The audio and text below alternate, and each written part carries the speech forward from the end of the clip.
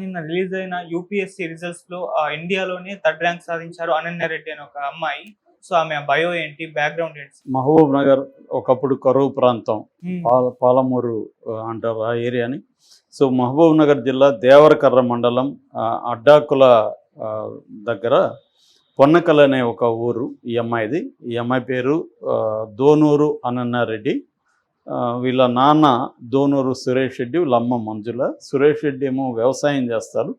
చిన్న చిన్న వ్యాపారాలు కూడా వ్యవసాయానికి రిలేటెడ్గా ఉన్న వ్యాపారాలు కూడా చేస్తుంటారు. వీళ్ళకి ఇద్దరు పిల్లలు, అనన్యారెడ్డి పెద్దమ్మాయి, రెండో చెల్లెలు అనమాట. సో అనన్యారెడ్డి వాళ్ళ తాత ఒక గవర్నమెంట్లో చిన్న జాబ్ చేసేవాళ్ళు. ఆయన కొంత జనరల్ నాలెడ్జ్ అవన్నీ ఉన్నాయి. ఆయన ఈ అమ్మాయికి చిన్నప్పటి నుంచి నువ్వు ఐఏఎస్ కావాలి, కలెక్టర్ కావాలి అన్న ఇది కొంత ఆ మైండ్లోకి వేసాడు.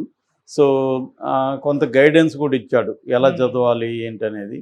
సో దానికి తగినట్టుగానే తల్లిదండ్రులు కూడా ఈ అమ్మాయిని ముందు నుంచి కాన్వెంట్లలో చదివించారు. అక్కడ యూనివర్సల్ స్కూల్ అని మహబూబ్ నగర్లో అక్కడ చేర్చారు. దాని తర్వాత ఈ అమ్మాయి కాకతీయ స్కూల్లో చదివింది. తర్వాత గౌతమ్ స్కూల్లో చదివింది. తర్వాత హైదరాబాద్ హయత్ నగర్లో ఉన్న నారాయణ ఐఏఎస్ అకాడమీలో కూడా చేరింది. అయితే డిగ్రీ మాత్రం అమ్మాయి ఢిల్లీ యూనివర్సిటీలో మిరిండా హౌస్ కాలేజ్ అంటారు, మిరిండా హౌస్ కాలేజీలో జియాలజీలో డిగ్రీ చేసింది. జియాలజీలో అంటే మన స్టడీ ఆఫ్ అర్త్ అంటాం, భూగర్భ శాస్త్రం. సో అందులో డిగ్రీ చేసింది. డిగ్రీలో ఉన్నప్పుడు సీరియస్గా తను సివిల్స్కి ప్రిపేర్ అవ్వాలని డిసైడ్ అయింది. దాని తర్వాత అనేక విషయాల్ని సబ్జెక్టుని పరిశీలించిన తర్వాత ఆంథ్రోపాలజీ తీసుకుందామని ఆమె డిసైడ్ అయింది. అంటే మామూలుగా సివిల్స్లో మెయిన్లో ఆప్షనల్స్ అంటాం, ఆప్షనల్ సబ్జెక్టు ఏది తీసుకోవాలనేది కూడా ఇంపార్టెంట్. సో ఈ అమ్మాయి తనకి ఆల్రెడీ ఈ సోషల్ సైన్సెస్లో కొంత ఎక్స్పర్టైజ్ వచ్చింది కాబట్టి ఆంథ్రోపాలజీ తీసుకుందాం అనేది, అంటే మానవ శాస్త్రం ఆంథ్రోపాలజీ అంటే. సో దాన్ని ఈమె తీసుకున్నది. ఓన్లీ ఆంథ్రోపాలజీకి సంబంధించి మాత్రమే హైదరాబాద్లో కోచింగ్కి వెళ్ళింది. మిగతా జనరల్ స్టడీస్ ఇవన్నీ ఉంటాయి కదా, వాటిలో ఆమె వెళ్ళలేదు, సొంతంగానే ప్రిపేర్ అయింది. సో తను ఏం చెప్తుందంటే ప్రిపేర్ అవ్వడం ఎలా అనేది కూడా ఆమె చాలా మీడియాతో మాట్లాడింది. తను ప్రధానంగా ఏం చెప్తుందంటే మనమైతే ఆషామాషిగా తీసుకోవడం లేదు, రోజుకు 1-2 అవర్స్ అయితే కష్టము, కనీసం నేనైతే రోజుకు 12 నుంచి 14 గంటలు దీని మీదే ఉన్నాను అనేది చెప్పింది. అట్లాగే hard work and smart work అంటారు. హార్డ్ వర్క్ చేయాలి, స్మార్ట్ వర్క్ కూడా చేయాలి. దానికి సంబంధించి ఏం చెప్పిందంటే స్మార్ట్ వర్క్ ఎలా చేయాలంటే మన బలహీనతలు, మన బలాలు, వీక్నెసెస్ అండ్ స్ట్రెంగ్త్ ఏంటనేది నువ్వు ఖచ్చితంగా నీకు ఐడియా ఉండాలి. అంటే మనం ఏ సబ్జెక్ట్లో వీక్గా ఉన్నాం, జనరల్ స్టడీస్లో వీక్గా ఉన్నామా, లేకపోతే ఆప్షన్లో వీక్గా ఉన్నామా, ఎక్కడ వీక్గా ఉన్నాం చూసుకొని దానికి ఎక్కువ టైం స్పెండ్ చేయడం, స్ట్రాంగ్గా ఉన్నదానికి తక్కువ టైం స్పెండ్ చేయడం, అలా ప్లాన్ చేసుకోవాలి. అలాగే ఈ సివిల్స్కి ప్రిపేర్ అవ్వడంలో అనేక స్ట్రాటజీలు ఉంటాయి. అయితే ఈ అమ్మాయి ఏమంటుందంటే ఆల్రెడీ టాపర్స్ వచ్చిన వాళ్ళు ఎలా చదివారని చెప్తారో దాన్ని ఫాలో అవుతుంటారు గుడ్డిగా. అలా ఫాలో కాకండి, ఎందుకంటే ఎవరికి తగినట్టుగా వాళ్ళు స్ట్రాటజీ ప్లాన్ చేసుకోవాలి. కానీ నా స్ట్రాటజీని అందరికి వర్క్ కాకపోవచ్చు. నేను కోచింగ్ తీసుకోలేదు కాబట్టి అందరూ కూడా కోచింగ్ అవసరం లేదంటే కుదరదు. మీ కోచింగ్ అవసరం అనిపిస్తే మీరు తీసుకోండి, నేను తీసుకోలేదు కాబట్టి మీరు తీసుకోవద్దని ఏం లేదు. నాకు ఆంథ్రోపాలజీలో వీక్ అనిపించింది, ఎందుకంటే నాకు అది ఆ సబ్జెక్ట్ కొత్త కాబట్టి నేను తీసుకున్నా. జనరల్ స్టడీస్ అవన్నీ నాకు కాన్ఫిడెన్స్ ఉంది, నేను చేయగలనని చేశాను. అలాగే మీకు కూడా కాన్ఫిడెన్స్ ఉండి మీరు సొంతంగానే చేయగలమంటే చేయండి, లేనప్పుడు ఖచ్చితంగా కోచింగ్కి వెళ్ళండి. అట్లాగే ఒక స్ట్రాటజీ అనేది ఏం లేదు, కస్టమైజ్ చేసుకోండి స్ట్రాటజీస్ని. ఏది సింగిల్ స్ట్రాటజీ ఫాలో కాకండి. నేనైతే స్ట్రాటజీస్ని మార్చుకుంటూ ఉన్నాను, నాకున్న పరిస్థితులను బట్టి, నాకున్న నాలెడ్జ్ సిస్టమ్స్ని బట్టి నేను ఎప్పటికప్పుడు స్ట్రాటజీ మార్చుకుంటున్నా. సింగిల్ స్ట్రాటజీకి నేను కట్టుబడి లేను. సో మీరు అలాగే ఉండాలని లేదు, మీరు సింగిల్ స్ట్రాటజీకి కూడా కట్టుబడి ఉండొచ్చు. అది మీకు సంబంధించిన అంశం. మీ ఏదేమైనా మీ స్ట్రాటజీని మీకు అనుకూలంగా కస్టమైజ్ చేసుకోండి, ఎవరో చెప్పిన దాన్ని యాజ్ ఇట్ ఈజ్గా ఫాలో కాకండి అనేది ఆమె ప్రధానంగా చెప్పింది. అట్లాగే జనరల్ స్టడీకి సంబంధించి కూడా రెగ్యులర్గా ఇంగ్లీషు న్యూస్ డైలీస్ ఫాలో కావడం, మ్యాగజైన్స్ చూడడం, కొన్ని రకాల జనరల్ స్టడీస్ మీద వచ్చిన పుస్తకాలని ఫాలో అవ్వడం, దాన్ని కూడా సిస్టమేటిక్గా నోట్స్ రాసుకుంటూ చదవడం, ఇవన్నీ చేసింది. రెండోది ఏమిందంటే ఆమె ఫోన్లలో మాట్లాడడం, చాటింగ్లు, ఫ్రెండ్స్ ఇవన్నీ పక్కన పెట్టేసి దీని మీద నేను కూర్చున్నాను. ఎందుకంటే 12-14 అవర్స్ చదవడం, దాని తర్వాత ప్రాపర్ రెస్ట్ కూడా important, proper sleep important.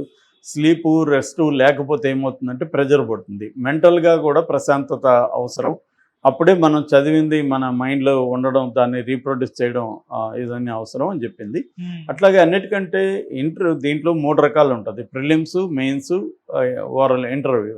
So prelims, mains కంటే కూడా ఇంటర్వ్యూ వెరీ టఫ్. ఎందుకంటే వాళ్ళు ఎలాంటి ప్రశ్నలు అడుగుతారు ఏందనేది మనకు కొంతవరకు గతంలో ఎవరెవరు ఎలా అడిగారు అనేది చూస్తాం, ప్రిపేర్ అవుతాం. కానీ అన్నిటికంటే ముఖ్యంగా మన లైఫ్ సంబంధించిన ప్రశ్నలు ఎక్కువ వస్తారు. నేను హైదరాబాదీ కాబట్టి హైదరాబాద్ మీద ఒక అతను ఎక్కువ ప్రశ్నలు అడిగాడు. నన్ను అడిగిన వాళ్ళ ఇంటర్వ్యూ ప్యానల్లో 5 మంది ఉన్నారు. 5 మందిలో ఒక అతను మాత్రం నన్ను బాగా గ్రిల్ చేశాడు, బాగా ఇబ్బంది పెట్టాడు. ముఖ్యంగా హైదరాబాద్ని సస్టైనబుల్ సిటీగా ఎలా మారుస్తావు, ఇట్లాంటి వేగ్ క్వశ్చన్స్ ప్రత్యేకంగా కాకుండా నువ్వు హైదరాబాదుని మార్చే పవర్ నీకు ఇస్తే నువ్వు ఎట్లా సస్టైనబుల్ సిటీగా మారుస్తావని నన్ను ప్రశ్నేశాడు. సో నేను వాటన్నిటినీ ఎక్కడా కూడా ప్రెజర్కి నేను తలగ్గలేదు. ప్రెజర్కి ఒక్కసారిగా మనం తలగ్గితే మాత్రం మనకు తెలిసిన దాన్ని కూడా చెప్పలేకపోతాం. వాళ్ళకి కూడా అదే టాక్టిక్స్ ఫాలో అవుతారు, మనల్ని ప్రెజర్లోకి నెట్టడానికి ట్రై చేస్తారు. నేను ఎక్కడ ప్రెజర్కి తలగ్గలేదు, కొంచెం కాన్ఫిడెంట్గానే మాట్లాడాను ప్రతిదాన్ని. అట్లాగే మనకు తెలియని దాన్ని కూడా మాట్లాడడం మంచిది కాదు. తెలియకపోతే నాకు ఆ విషయం మీద పెద్ద అండర్స్టాండింగ్ లేదు, నేను ఫర్దర్గా నేను దాని మీద అండర్స్టాండింగ్ తెచ్చుకుంటానని చెప్పాలి తప్ప తెలియని దాన్ని చేస్తే వాళ్ళకి అర్థమైపోతుంది. సో ఇలాంటి విషయాల్ని ఆమె చెప్పిందన్నమాట.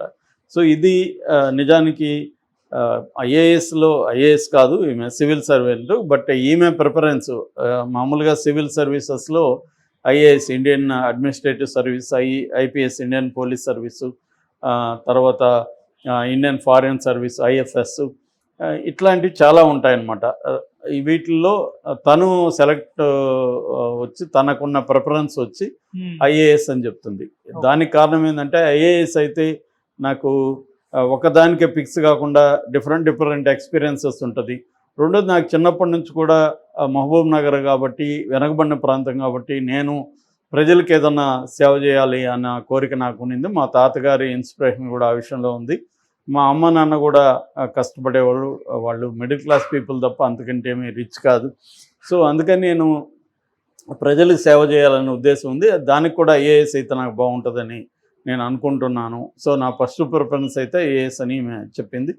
దేశవ్యాప్తంగా 3rd ర్యాంక్ నాకు వస్తుందని నేను ఊహించలేదు. ఇది ఖచ్చితంగా పాస్ అవుతాను అనుకున్నా కానీ 3rd ర్యాంక్ అనేది నేను ఎక్స్పెక్ట్ చేయలేదు. అది నాకు చాలా ఆనందంగా ఉందని చెప్పింది. యాక్చువల్గా ఈ అమ్మాయిల్లో ఫస్ట్ అని చెప్పచ్చు. ముందు ఫస్ట్ 2 అబ్బాయిలు, ఆదిత్య శ్రీవాత్సవ్ అండ్ అనిమేష్ ప్రధాన్ అనే 2 అబ్బాయిలు first and second. Aditya first వచ్చాడు, అనిమేష్ సెకండ్ వచ్చాడు, 3rd ఈ అమ్మాయి వచ్చింది. అంటే మహిళల్లో ఈ అమ్మాయి వచ్చినట్టు. ఈ ఎగ్జామ్ అసలు ఎన్ని మంది రాశారు, ఎంతమంది సెలెక్ట్ అయ్యారు అనేది కానీ చూస్తే మొత్తం ప్రిలిమ్స్ అప్లై చేసింది 10 లక్షల మంది అప్లై చేశారు. అయితే రాసింది 5,92,000, అంటే దాదాపు 6 లక్షల మంది రాశారు. దాంట్లో మెయిన్లోకి వచ్చింది, మెయిన్ ఎగ్జామ్ వరకు అంటే ప్రిలిమ్స్ పాస్ అయ్యి మెయిన్లోకి వచ్చిన వాళ్ళు తగ్గిపోయారు బాగా. 14,000 మందికి వచ్చారు. 14,624 మంది మెయిన్స్ రాశారు. మళ్ళీ మెయిన్స్లో కూడా సెలెక్ట్ అయ్యి ఇంటర్వ్యూస్కి వచ్చిన వాళ్ళు 2,855 మంది. అంటే ఎంత వడపోత జరుగుతుందో మనం చూడొచ్చు. 10 లక్షలు అప్లై చేస్తే ఇంటర్వ్యూకి వచ్చేసరికి 2,855. అందులో సెలెక్ట్ అయింది, ఇప్పుడు ఫైనల్గా సెలెక్ట్ అయింది వచ్చి 1,066 మంది అయ్యారు. అందులో మగవాళ్ళు 664 మంది, అమ్మాయిలు 352 మంది. ఇక టాప్ 25లో తీసుకుంటే అబ్బాయిలు 15 మంది, అమ్మాయిలు 10 మంది. ఇక మన ఆంధ్ర తెలంగాణలో 60 మంది సెలెక్ట్ అయ్యారు. అందులో 100 లోపల ఉన్నవాళ్ళు 4 ఉంటే 200 లోపల ర్యాంక్ లోపల ఉన్నవాళ్ళు 11 మంది. ఇది కూడా మంచి పరిణామమే. ఆంధ్ర తెలంగాణ అంటే తెలుగు వాళ్ళు 60 మంది సెలెక్ట్ అవ్వరు. సో ఇది మంచి పరిణామంగా మనం చెప్పుకోవచ్చు. అయితే ఈ కాంటెక్స్లో ఇంకొక చిన్న విషయం ఏంటంటే, వైజాగ్లో ఒక వీల్ చైర్లో ఉండే అమ్మాయి కూడా ఐఏఎస్ కొట్టింది. అమ్మాయికి కాళ్ళు 2 పనిచేయవు, అయినా కూడా ఆ అమ్మాయి నిరుత్సాహపడకుండా ఐఏఎస్ పాస్ అయింది, సివిల్స్ పాస్ అయింది. ఆ అమ్మాయికి 887వ ర్యాంక్ వచ్చింది. యాక్చువల్గా ఆమె కరగపూర్ ఎంట్రన్స్ రాసి కరగపూర్ ఐఐటిలో సెలెక్ట్ అయింది, ఇంకా వెళ్ళాలి. ఆ టైంలో అమ్మాయికి పెరాలసిస్ స్ట్రోక్ వచ్చి కాళ్ళు 2 చచ్చుపడిపోయినాయి. సో దాంతో నిరుత్సాహానికి గురైంది. బట్ ఇంట్లో వాళ్ళు ప్రోత్సహించారు. దాంతో సివిల్స్కి అమ్మాయి ఆ కష్టాలతోనే సివిల్స్ ప్రిపేర్ అయ్యి సెలెక్ట్ అయింది. సో ఆ అమ్మాయి స్టోరీ కూడా చాలామంది చెప్తున్నారు. సో ఆ అమ్మాయి కూడా ఇన్స్పిరేషన్ అని చెప్పొచ్చు. అంటే కాళ్ళు లేకపోయినా కూడా అమ్మాయి ఒక సివిల్ సర్వెంట్గా రేపు వెళ్ళబోతుంది, ఒక ఐఏఎస్ కానీ ఐపీఎస్ కానీ అమ్మాయి సెలెక్ట్ అవ్వబోతుంది. సో అంటే మనకేదో ఒక అంగము లేదు, లేకపోతే ఇంకొకటి కొరత ఉందని కాకుండా అన్నీ ఉన్నోళ్ళు కూడా ఇవాళ ఆత్మహత్యలు చేసుకుంటున్నారు. ఆ కాంటెక్స్లో ఆ అమ్మాయి చాలామందికి ఇన్స్పిరేషన్గా మనం చెప్పుకోవచ్చు.